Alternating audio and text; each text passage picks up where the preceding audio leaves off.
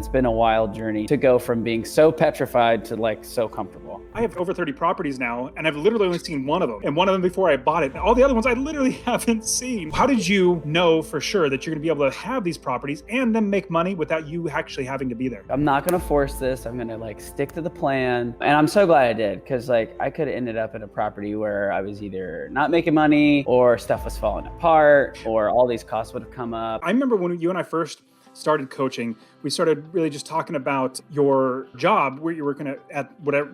We're not going to talk about where you work, but you were working a job and you were saving up money, and then you were wanting to buy your first property. You listened to podcasts and that got you encouraged. Now, as you were getting started investing, how long before you actually pulled the trigger to start investing? Were you looking at it for a long time? Were you just like, hey, a month later, let's go ahead and start buying properties? I mean, remember like Spotify or something, and ran across your podcast, and I devoured it. Originally, I was just trying to find places that had really great, basically rent to purchase ratios, and found out that Memphis was one of those, and it felt nice because it was close. And the funny thing is, I've yet to be to Memphis since I bought a property there. So you can absolutely see how I have over 30 properties now, and I've literally only seen one of them, and one of them before I bought it. All the other ones I literally haven't seen.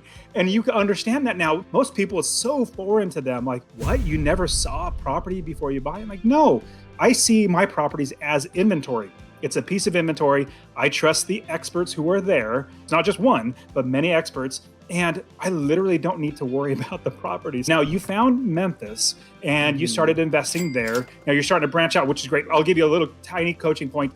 I would absolutely continue building in Memphis at the same time looking for other areas, because another area will pop up. But you've done so much work. Like, that's what we always talk about, building the business first. You've done so much work building the business. It'd be a shame just to up and start a whole nother business where you do all that work. So I would do both, because you already have majority of work done in Memphis. Continue looking for properties there, but you have extra time. Let's start looking in a whole nother area. But I want to encourage you, don't leave Memphis. It's still a good area. I've definitely started to look around, because there are probably good and bad areas. How did you know where to start investing? I had some conversations with some realtors and some property managers, and then I had also a friend of a friend that lived there, and so I kind of talked to him. And so where I kind of started out is this neighborhood called Binghampton. So it's like east of downtown, and it's definitely up and coming. Prices are starting to go up, but haven't quite gotten there yet.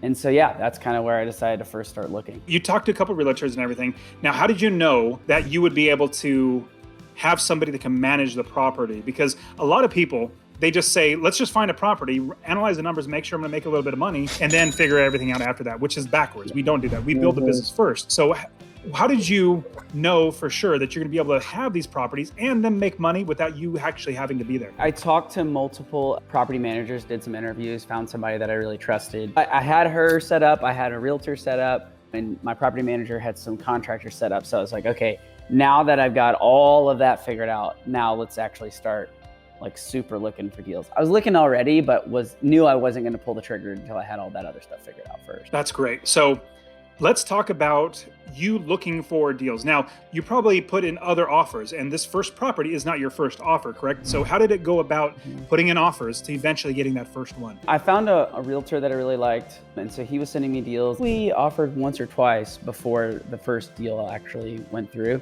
So like ran an inspection report and basically just came back with a lot of like really big problems, and the realtor kind of ended up backing out of those deals, which felt really crappy and discouraging, because it was like, oh, put in all this time, it's been months, and it didn't even work out, and I'd paid for an inspection report. I'm not gonna force this. I'm gonna like stick to the plan.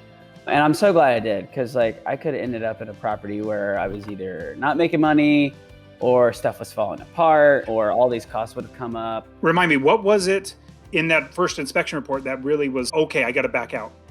The price was like pretty good, but didn't have a lot of room to give. And I think there was both foundational and roofing issues. So it was like, I could do this property, but I would need to come down a whole lot, and they weren't willing to do that. There you go. Yeah, so usually as we're putting in offers, being an investor, we're gonna make sure that we capture equity by offering lower. We're not twisting their arm. Like, we're not forcing them to sell it. If they want to sell it, they absolutely can. And so we want to try to capture the equity, and that brings our total expenses down and increase our passive income. I never really leave a property. Like, I never just pull my offer off the table. I adjust my offer lower, they can walk away and say, no, I don't want that offer. They walk away from me and I'll say, okay, well, it's here if you want it, but it always looks good for me, my business, and my family. How many offers on other properties, like total, did you put on properties? If you need to estimate, you can, before you actually put in the offer and got this one accepted? Maybe like 5 or something like that. That's one thing I've learned in the last month is that I'm not putting out enough offers. And so that's something that I'm actually actively working on. I was hesitant to sign offers. And now I'm realizing, like, if I can sign an offer and get somebody in there to look at it, I can easily pull out. And I'm missing all these opportunities just because list price isn't perfect or whatever. So that's something that I'm definitely working on right now. Hey, I hope you enjoyed the video. Now, if you want to make passive income by investing in real estate or grow your investments to achieve financial freedom, well, consider joining the Real Estate Wealth Builders Mastermind with me. Now, in the mastermind, we have people that in as little as 18 months have bought enough properties, 12 rental properties, to make money for them passively for financial freedom, and you can too. It's not about having a lot of money to invest. It's about having access to the right information, the right community of people, and the right coaching. So if you're interested in joining, I want you to check the link in the description and join us so that you become financially free by investing in real estate.